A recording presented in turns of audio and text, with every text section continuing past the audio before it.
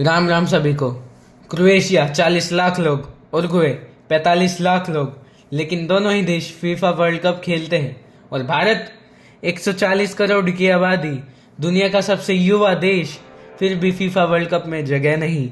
सवाल ये नहीं कि भारत वर्ल्ड कप क्यों नहीं जीतता है, सवाल ये है कि हम क्वालिफाई तक क्यों नहीं कर पाते हैं। क्या हमारे पास प्रतिभा की कमी है या सिस्टम में कोई बहुत बड़ी गड़बड़ है? आज हम इसी कड़वे सच के बारे में बात करेंगे। बहुत कम लोग जानते हैं कि भारत एक समय एशिया की सबसे मजबूत फुटबॉल टीमों में जाना जाता था। 1950 में भारत फीफा वर्ल्ड कप के लिए क्वालिफाई भी कर चुका था।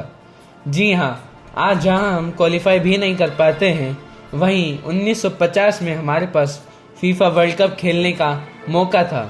लेकिन उसके बाद दशकों तक भारतीय फुटबॉल धीरे धीरे पीछे जाता गया। जब बाकी देश आगे बढ़ते रहे, हम वहीं खड़े रह गए। भारत में जब एक बच्चा खेल का सपना देखता है तो सबसे पहले क्या सोचता है? क्रिकेट। क्यों? क्योंकि पैसा है, फेम है, सुरक्षा है, टीवी कवरेज है, स्पॉन्सर है और आईपीएल है।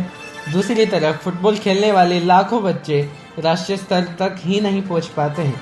इसमें क्रिकेट की कोई गलती नहीं, क्रिकेट तो अपना मार्केट बना चुका है, लेकिन क्रिकेट की ही गति से बाकी स्पोर्ट्स भी डेवलप नहीं हो पाए। यूरोप में 6 से 7 साल के बच्चे प्रोफेशनल एकेडमीज में जाकर अपनी प्रैक्टिस करते हैं। जापान और साउथ कोरिया ने कई फुटबॉल ग्राउंड्स बनाए हैं।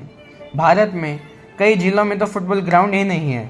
जहाँ फुटबॉल ग्राउंड है वहाँ कोच नहीं है, जहाँ कोच है वहाँ सुविधाएं नहीं है, और जहाँ सुविधाएं हैं वहाँ पहचान के लिए पैसा नहीं है। ऐसे में विश्व स्तर पर खिलाड़ी कैसे निकलेंगे?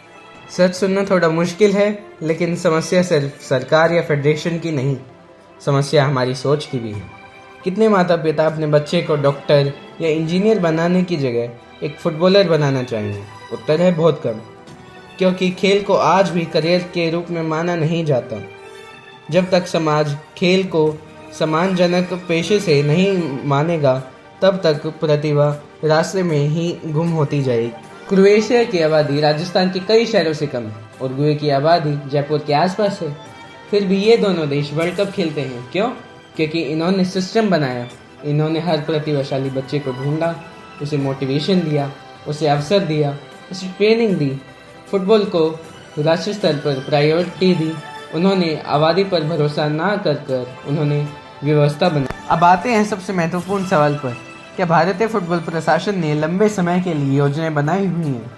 दुनिया की बड़ी फुटबॉल ताकतें 10 से 15 साल आगे की सोचती हैं, युवा खिलाड़ियों पर निवेश करती हैं, स्काउटिंग नेटवर्क बनाती हैं, ग्रास रूट सिस्टम तैयार करती हैं। लेकिन भारत में अक्सर प्रशासनिक विवाद, नीतिगत अस्थिरता और नेतृत्व संबंधित बहस ज़्यादा चर्चा में रहती हैं। भारत में प्रतिभा की कमी नहीं, भारत में सपनों की कमी नहीं, भारत में जुनून की भी कमी नहीं, लेकिन कमी है तो सिर्फ लंबी सोच की, मजबूत ग्रासरूट सिस्टम की, विश्व स्तरीय सुविधाओं की, और शायद सबसे ज़्यादा खेल को सीरियसली लेने की। 140 करोड़ लोगों की जनता होना एक ताकत नहीं, ये ताकत जब बनता है जब प्रतिभा को सही दिशा में लेके जाया जाए। सवाल यह नहीं कि भारत अगला फीफा वर्ल्ड कप खेलेगा या नहीं, सवाल यह है कि क्या हम आज उसके लिए तैयार हैं।